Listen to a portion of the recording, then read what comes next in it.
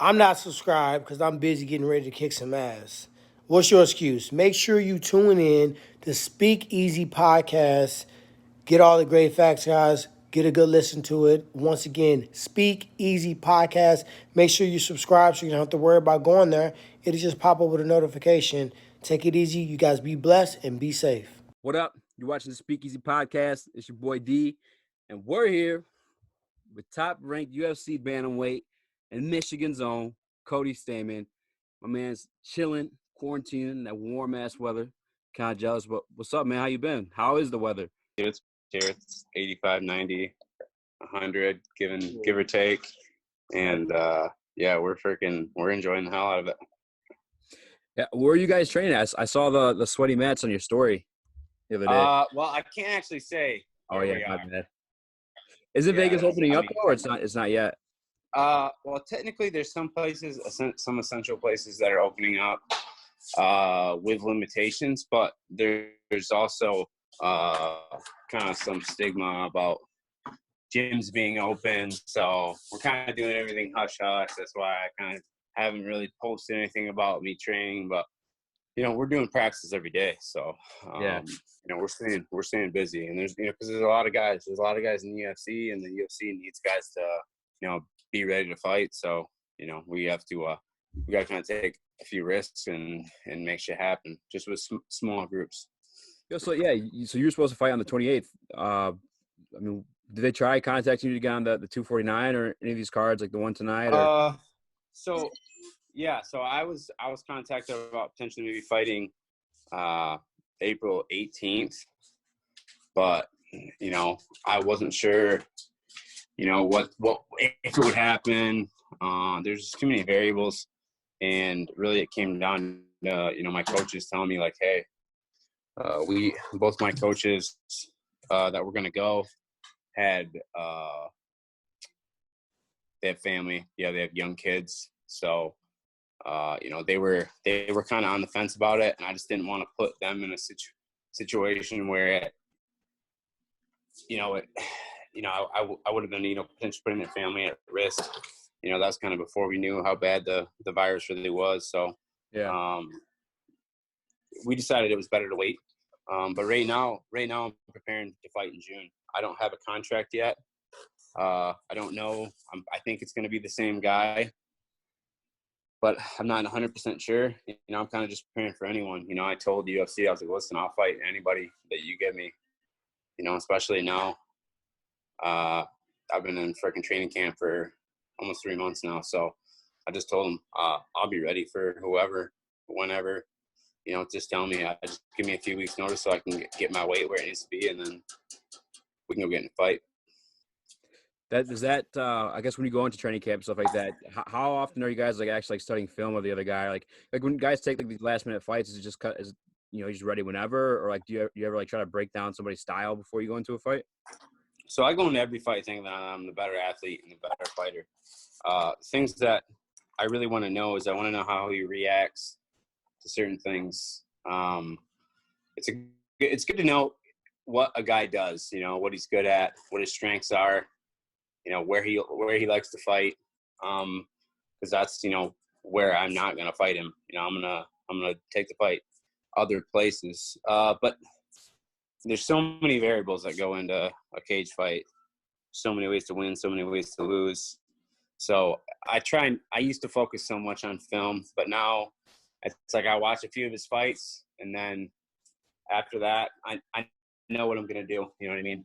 Yeah. I watch some fights. I put together a game plan, and it doesn't take me long to figure out exactly what I need to do to win. Yeah. I was watching I found some video about you talking about your first fight. Actually, if people don't know, Cody's actually from Michigan. You're from Sparta, right? Sparta, Michigan. Yeah, I saw this video online. It said your first fight was at the Coliseum Strip Club. Coliseum Strip Club. Yeah, first time I ever been in a strip club. First time I'd ever been to an MMA fight. So I'd never actually seen a live fight. I honestly didn't even know the rules. I didn't know the rules. I didn't know what exactly I was getting into. And they just said fight. Movie. Yeah, they just said fight, and I kind of ran across the cage and chucked a haymaker, and the kid dropped and jumped on him and just started pounding on him. And then the ref was trying to pull me off, and I like didn't really know what the hell was going on. Would you And like like finally, like the ref was Michael Westbrook, and he like kind of just grabbed me and like threw me off the guy and threw me, and like I landed on my ass. And I was like looking at him like deer in the headlights, like what the hell just happened? And he was like, "What are you doing, man? I told you to stop." And I was like, "Shit, I didn't know I had to." You know, it's kind of a weird thing.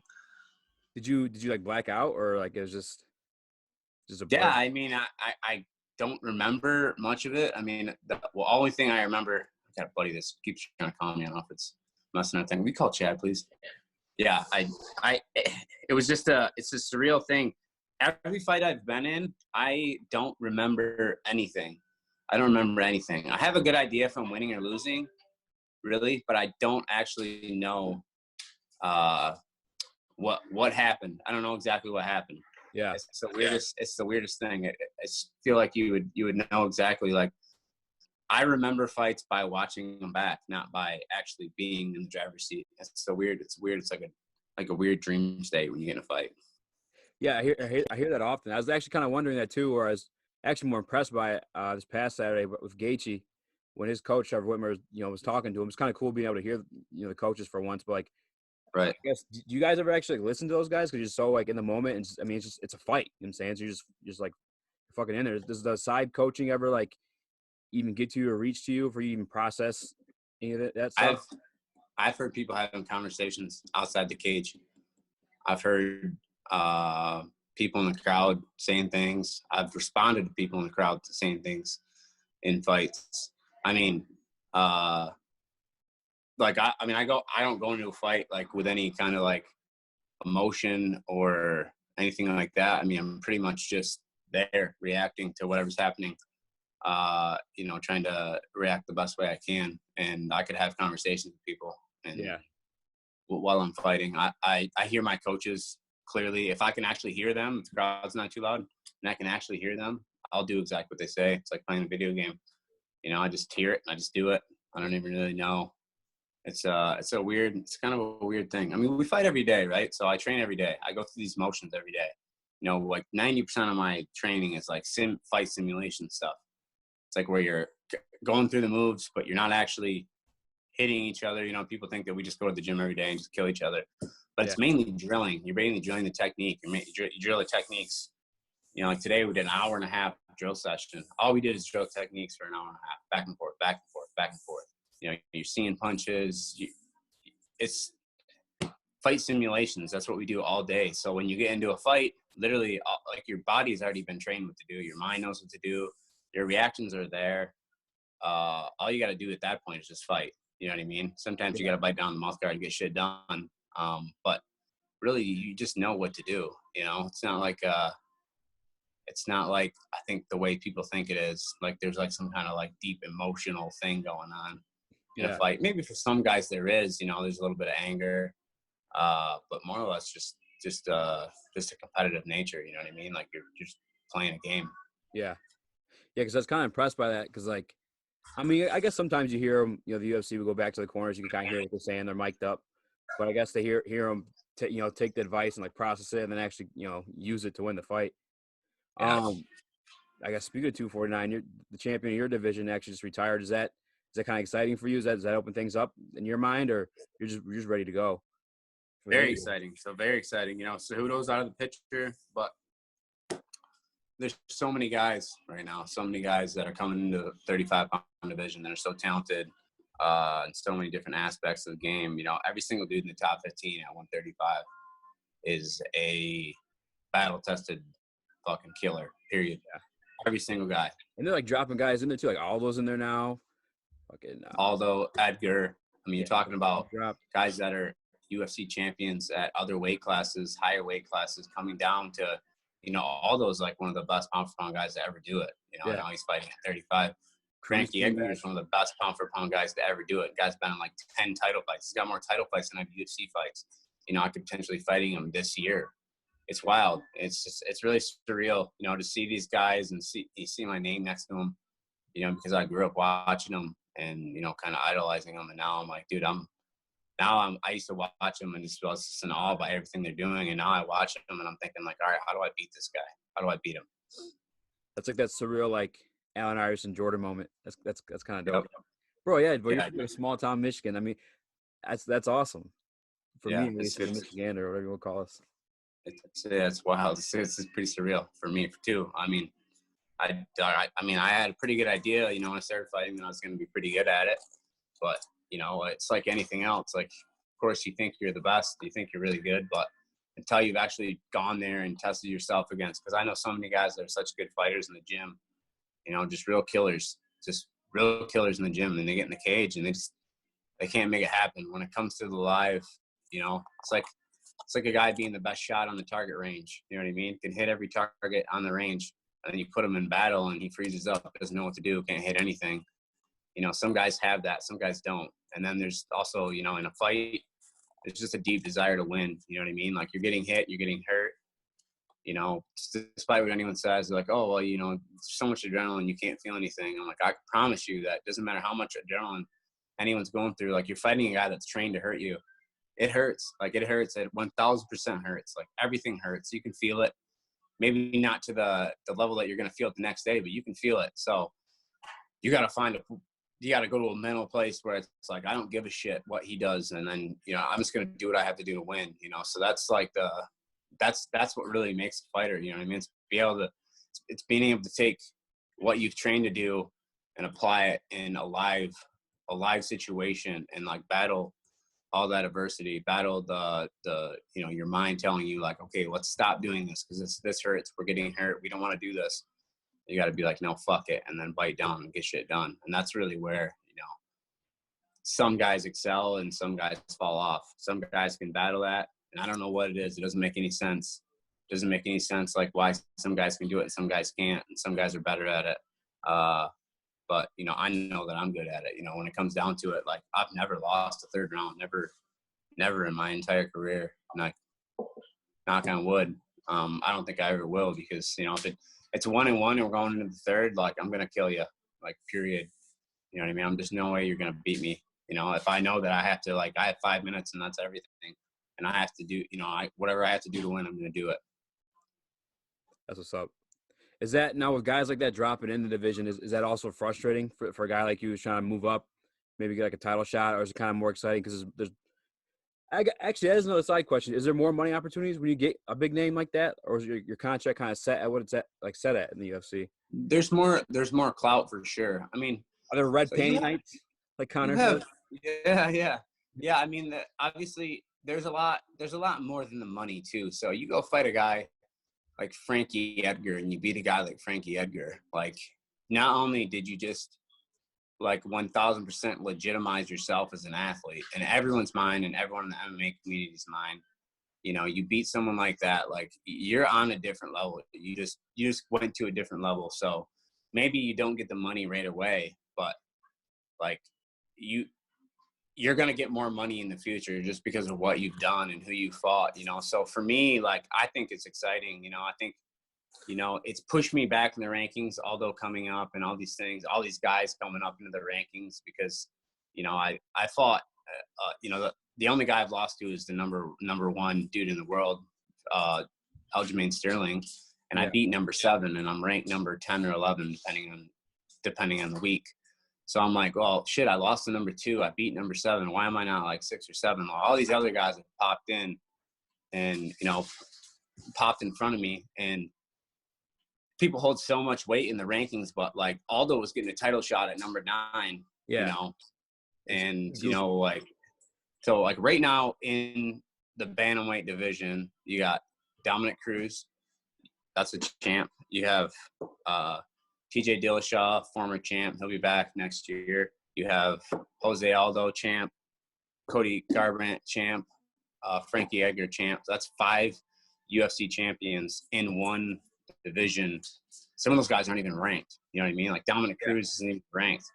TJ Dillashaw is not even in the rankings. You know what I mean? So, like, if you really look at, like, what is the most stacked division in the UFC in regards to, like, how many champions there are, like, it's the Bantamweight division. And, like, I'm in that mix. And that's just it's crazy. It's crazy to think. And, you know, that also means that I got to be, you know, the absolute best athlete that I can be physically and mentally. So, you know, I've come to realize that I'm never going to fight an easy fight again in my life. You know what I mean? Every fight from now until the time my career is over, I'm going to be fighting another guy that, you know, is one of the best in the world. So, that means there's a lot at stake. That means I got to train my ass off.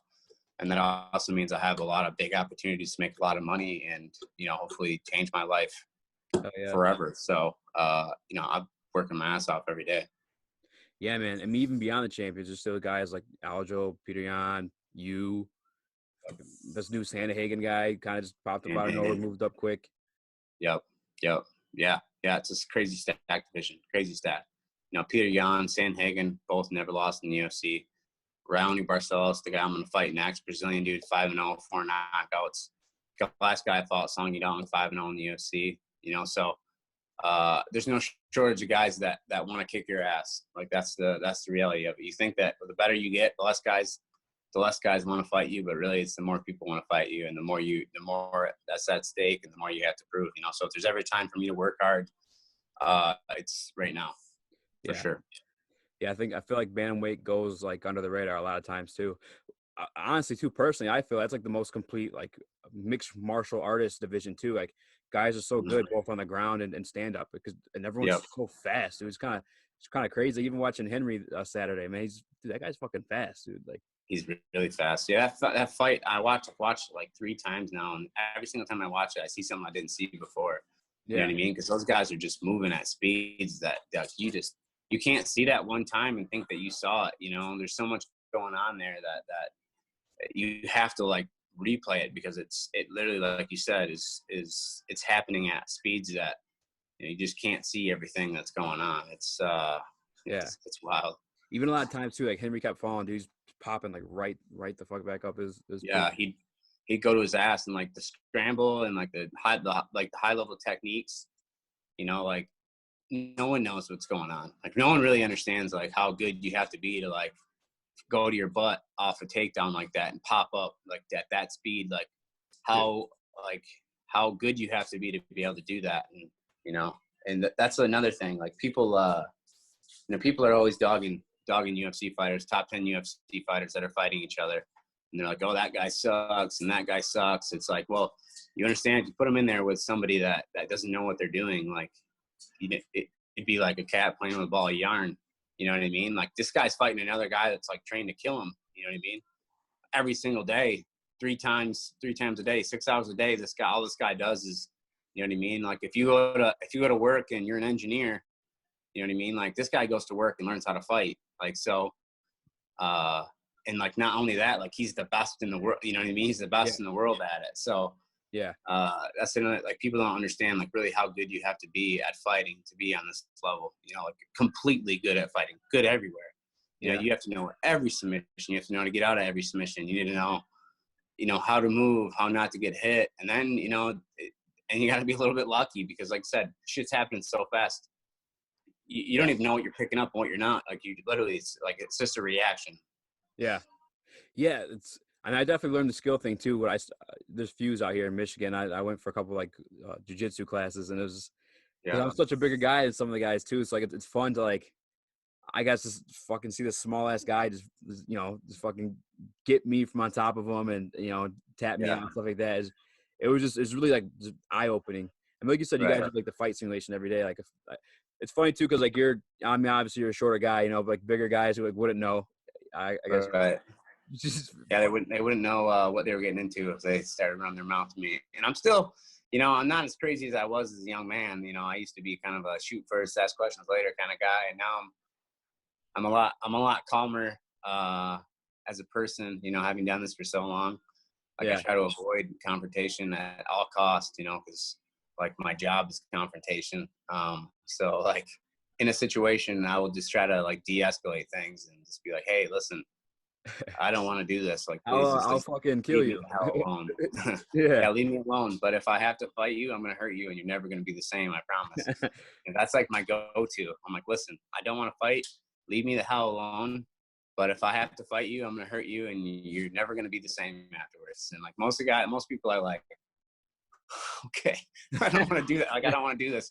But every now and then you get some crazy tough guy, and I mean, that hasn't happened in a long time. But I was gonna say I had Eric Anders on the other day, and I asked him when was the last time somebody tried you outside the octagon. And Eric's such a cool guy too. I know, like, man. you really have to go crazy to like hurt that guy's feelings. I think you could say just about anything to him, and he would just sit back and just completely relax and just be like, "All right, man, what's your problem?" You know what I mean? Like, got to talk you out of doing it before he kicked your ass. Yeah. When's the last time somebody tried you outside the octagon? It's been a few years, couple of years. I think probably 2 years. It was like right after I got in the UFC. Yeah. I got in a little altercation, but since then everything's been cool. I've had a few people blow up on me, and I've managed to de-escalate it. Like I said, because I'm not a big guy. I'm not like a big intimidating dude. I'm a little buff guy, and like everyone's just like, "Oh, kick this guy's ass." You know what I mean? Yeah. And I don't really look like a fighter. I usually tuck my ears in my hat so you can't see that I got, big cauliflower ears. So like I don't exactly look the part. I don't really ever want to. So I think people are more apt to want to mess with me because I'm not like a 6'8", muscly dude. Francis Ngannou. Right. It's like that Spider-Man line with great power comes great responsibility, I guess. Yep.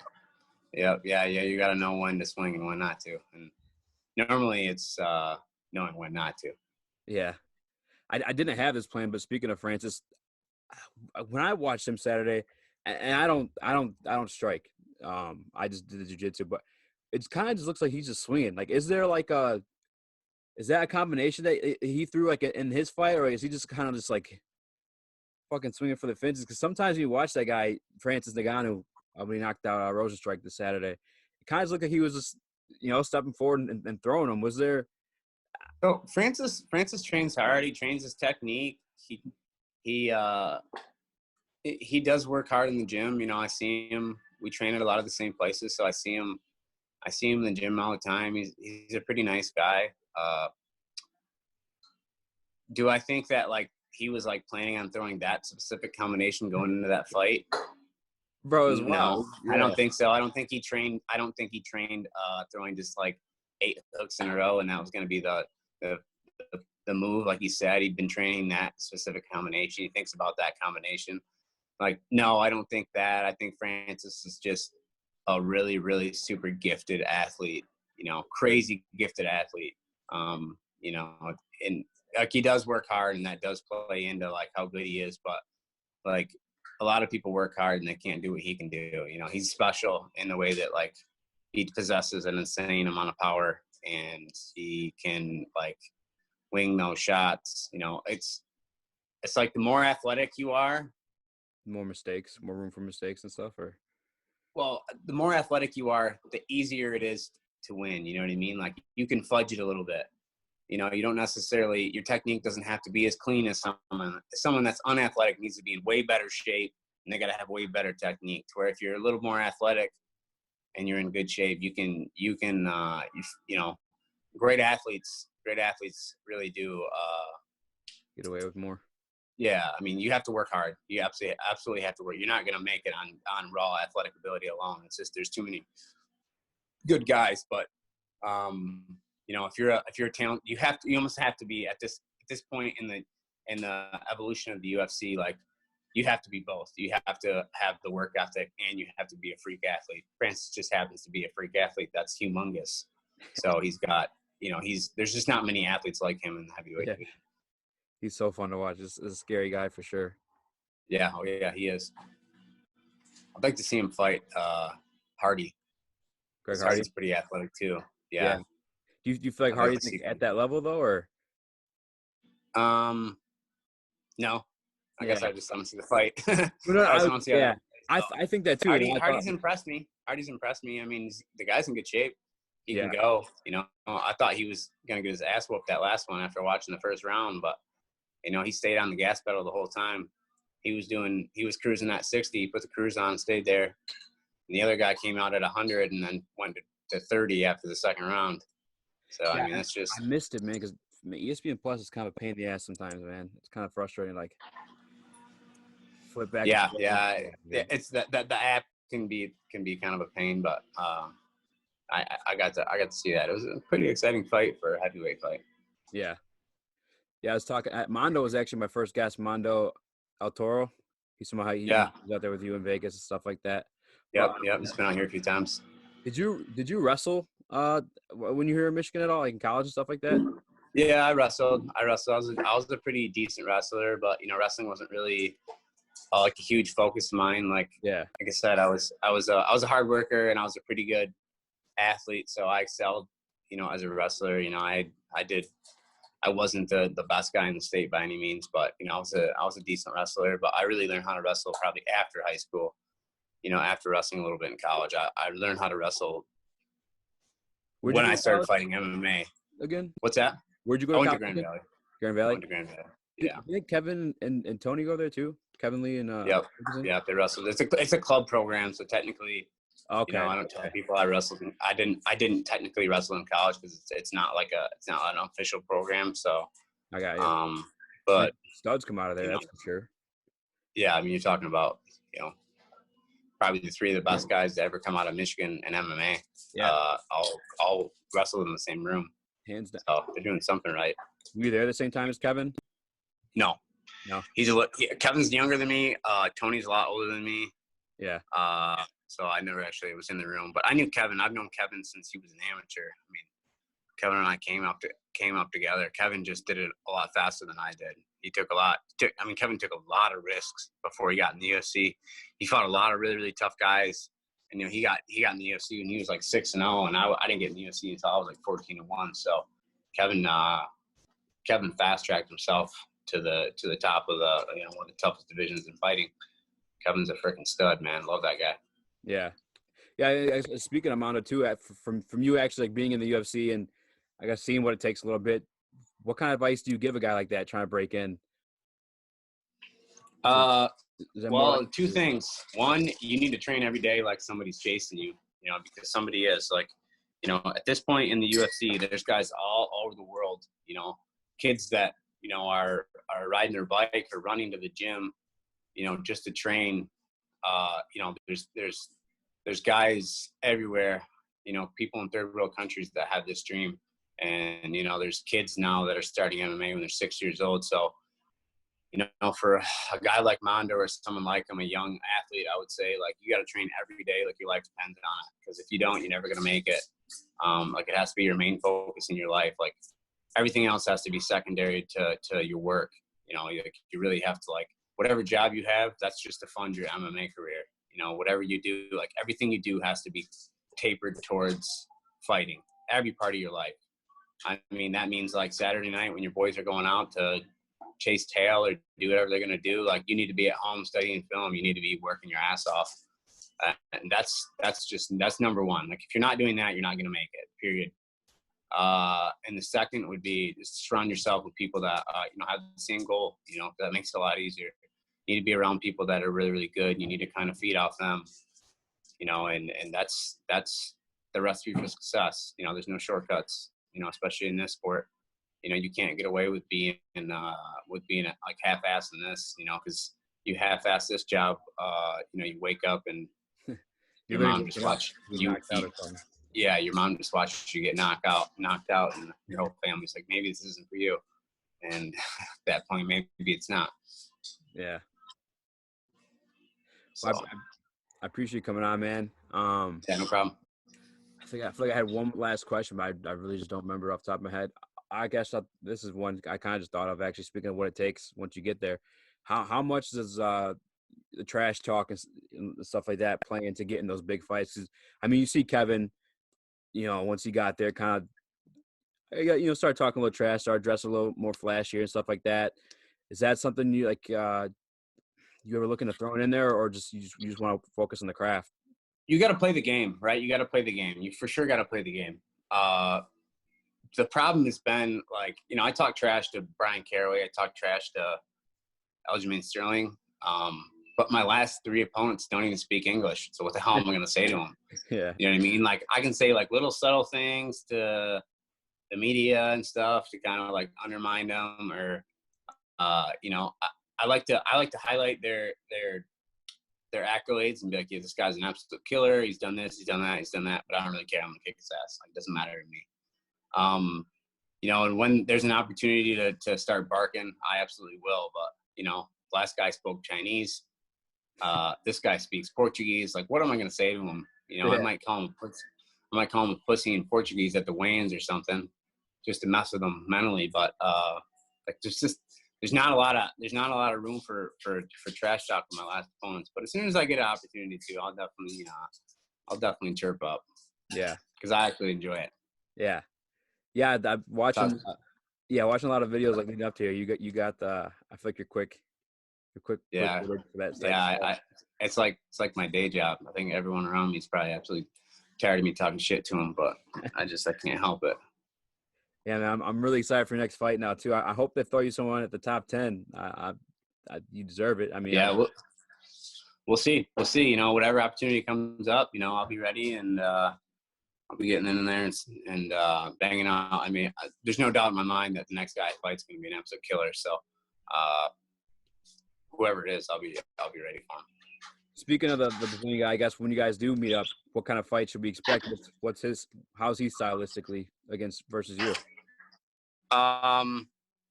If it's the Brazilian guy, he's got actually a lot of the same kind of credentials and same fighting style that I have. I think he's like 15-1, you know, undefeated in the UFC, 4 knockouts. He's a good wrestler. He wins a lot of his 4 finishes. Wins a lot of his fights by taking guys down. So, you know, when you get 2 guys that are good grapplers, normally ends up on the feet. You know, I'd like to fight on my feet. I want to fight on my feet. That's what people want to see. That's what the UFC wants. Yeah. I don't really want to take anybody down that I don't have to. The opportunity's there though. 100%. I'll put him on his butt. And I'll just whatever I have to do to win. You know, whatever I see in the fight. Like I said, I'm not preparing for anyone specifically. I'm just trying to be, you know, as sharp as I can be, and then, you know, whoever pops up, just go in there and melt them. Hell yeah! Well, I'm excited to watch you fight now. Any of those names in the top 10 you want to throw out, or kind of? Shoot, I'll fight anybody at this point. Any ranked guy, you know what I mean, that furthers me in my career. You know, I'll fight him. You know, and like I need to finish. I need to knock somebody out. I need to submit somebody, but I need a rough to stop the fight because I'm hurting somebody so bad that, you know, it has to stop. That's what I need. That's my main focus. My main focus, like, since I fought Song Yadong, is like, I don't want another fight to go to the judges. I don't want to go through it again. I don't want to suffer that again. Yeah, it was absolutely was trash. You know, they stole something from me, and I want it back. You know, and that means I got to knock somebody out, and that's exactly what I'm gonna do. Hell yeah, man. Well, I'm excited for your next one. Obviously, keep us posted. I know you will. But hell yeah, thank you for coming on with us. I appreciate it. Yeah, no problem. Thanks for having me.